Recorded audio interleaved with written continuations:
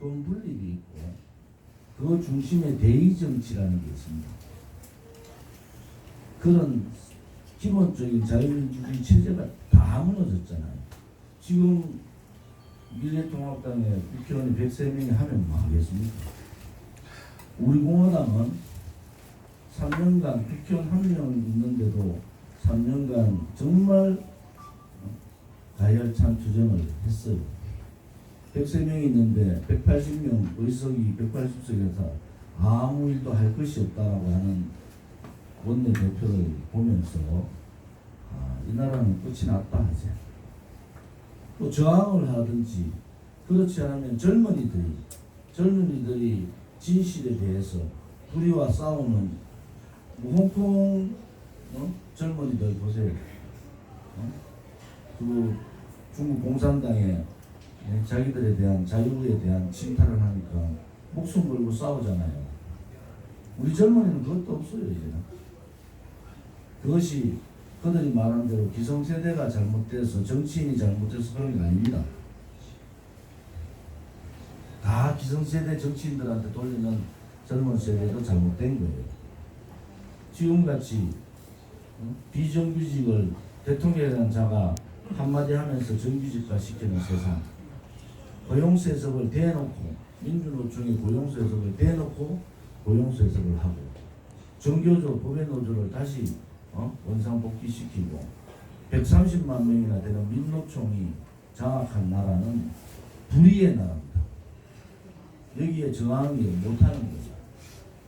저는 여러분의 대표로서 어쩌면은 태극기 혁명 우리 구국의 전사의 동지로서 제가 볼 때는 이 나라는 참 어떻게 해야 됩니까? 지금 뭐 부정선거에 나오니 안 나오니 가지고 또 뭐 당에서 부정선거 안 나가니까 나는 우리 공화당 탈당, 빨리 탈당하세요. 부정선거 제가 선거법 개정할 때 이런 거 다 예측했어요. 그것이 사실이든 아니든 국민들로부터 의혹을 가질 수밖에 없는 사태가 벌어진다.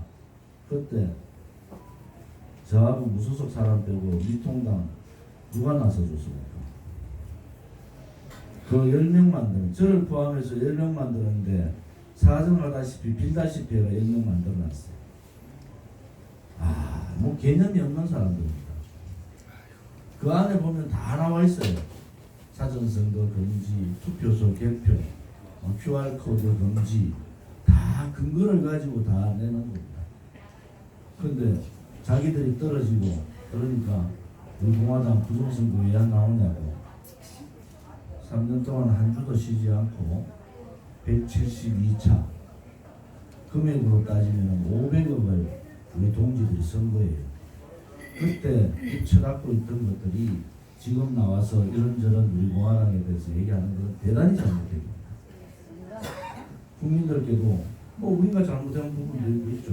단지 하나 답답하실 겁니다. 이제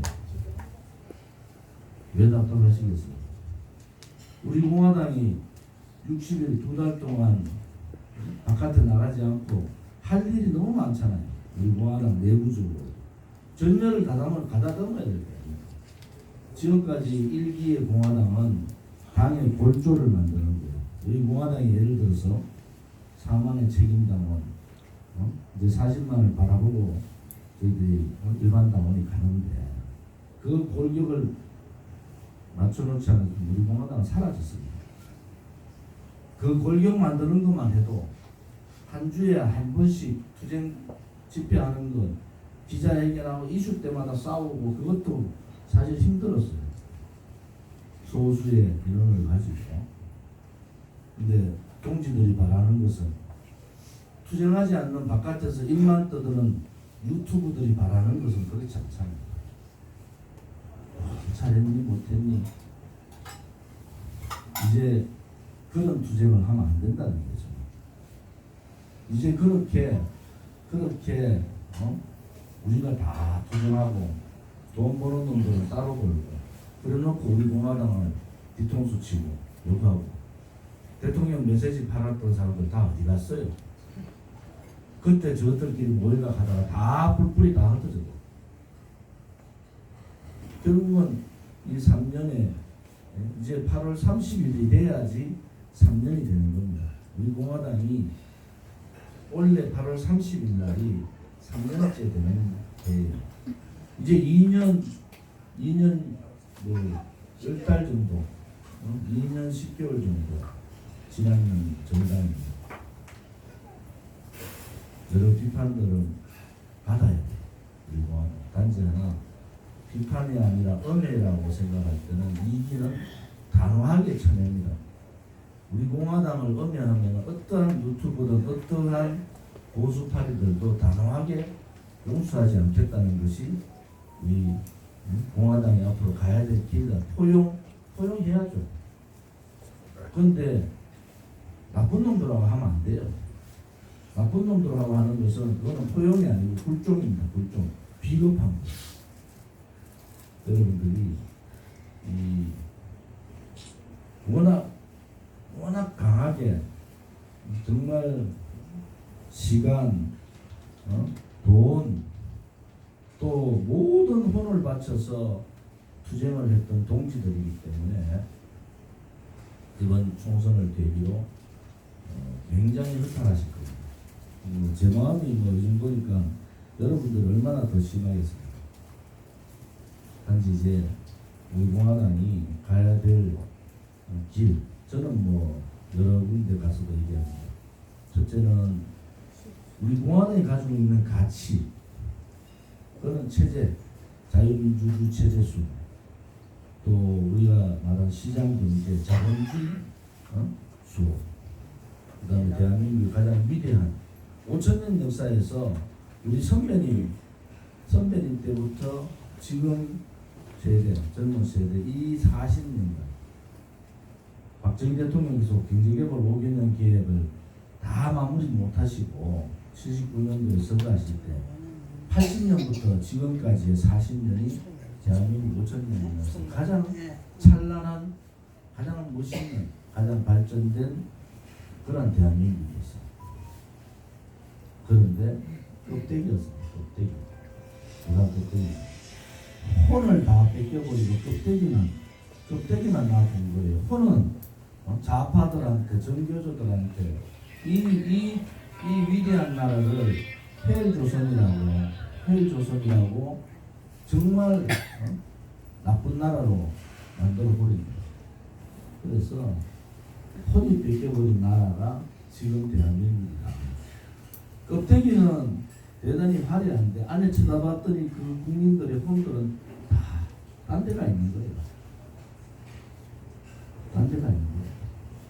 여기서부터 우리 공화당이 생각을 좀 하셔야 됩니다. 대전에. 제가 친구는 의사들 많은데 보따리 다 사고 싶더라고요.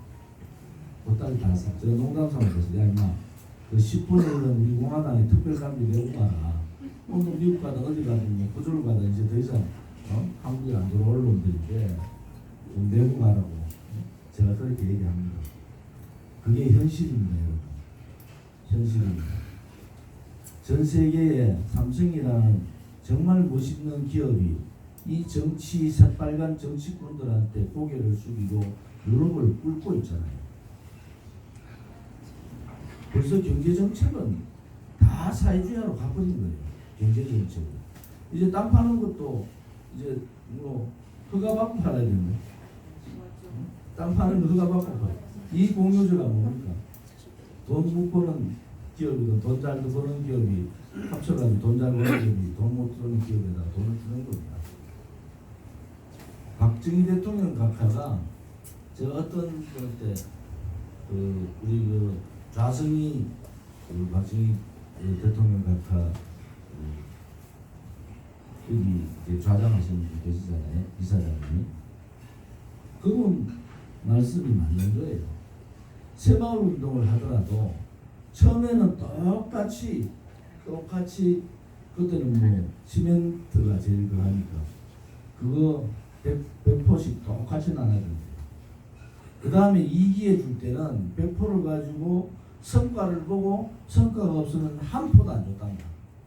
성과가 있는 데는 또 200%를 주는 거예요. 그리고 또 성과가 있으면 400%를 주고, 그래서 격차를 뒀다는 거예요. 거기서부터 새마을 운동이 이제 마을끼리 경쟁이 된 거예요. 수출 산업 할 때, 그때 우리가 뭐 1억 불 수출 탑 이래가지고 뭐 난리였잖아, 그죠?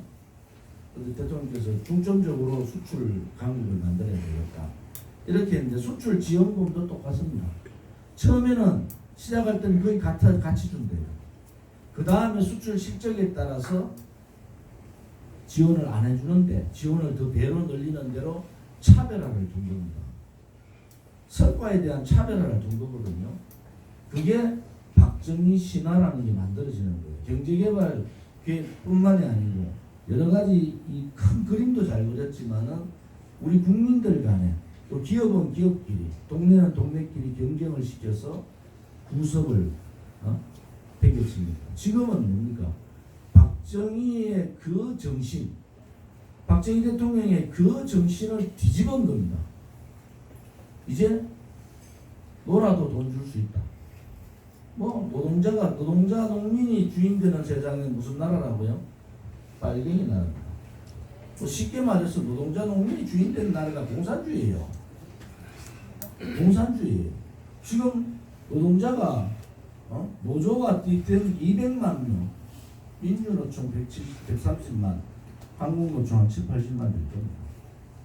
그것도 무소불위의 권력을 가지고 있는 사람들이 생긴 거예요.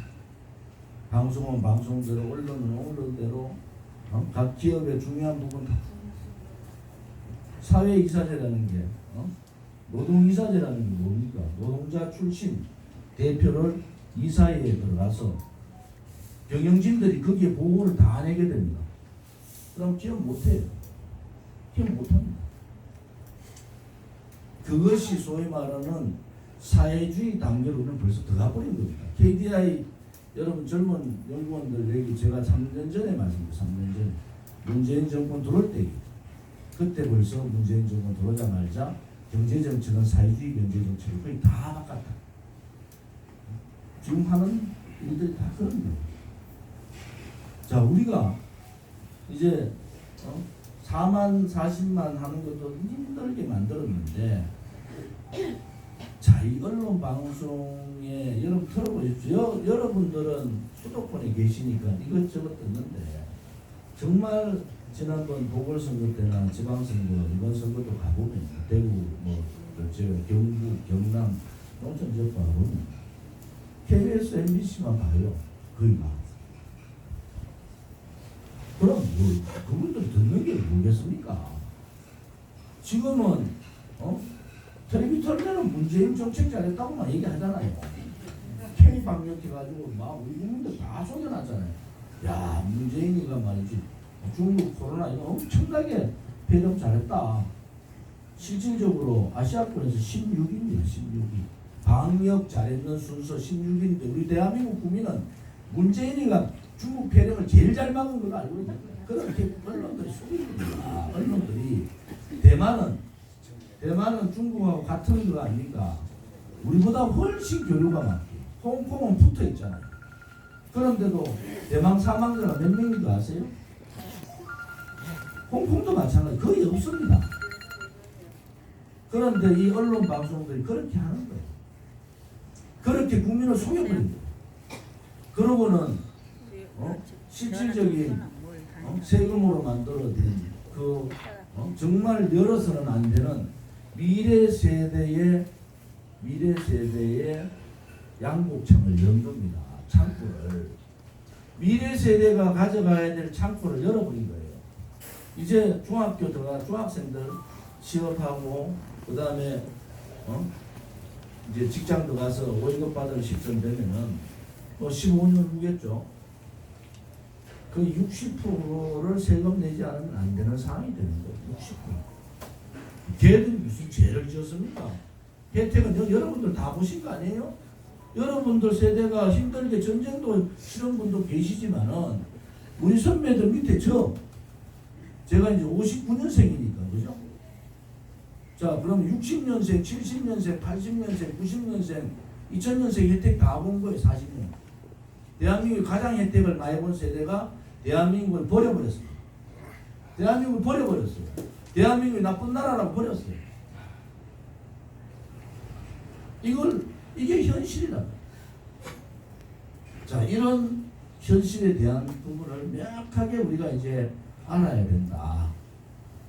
한 사람, 젊은 사람 한 사람 오면 막 물개박수를 하는 거지. 그래 잘했어. 제가 볼 때는 그래가지고 안 될 것 같아요. 제 생각에는.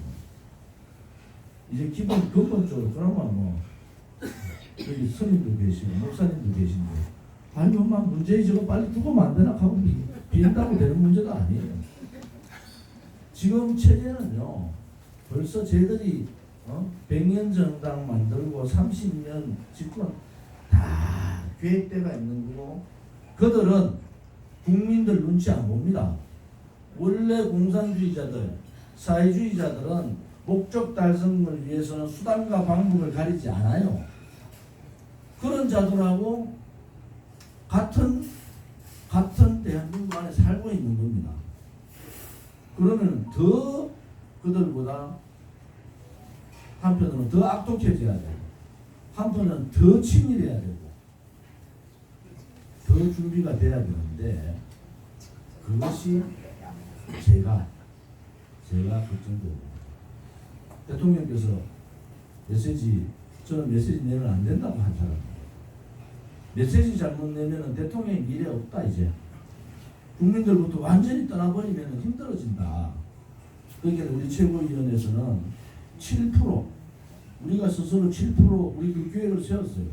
7% 가면 그때 메시지 주시면은 그때 교섭단체로 간다. 그전에는 대통령 메시지 내시면 안 된다.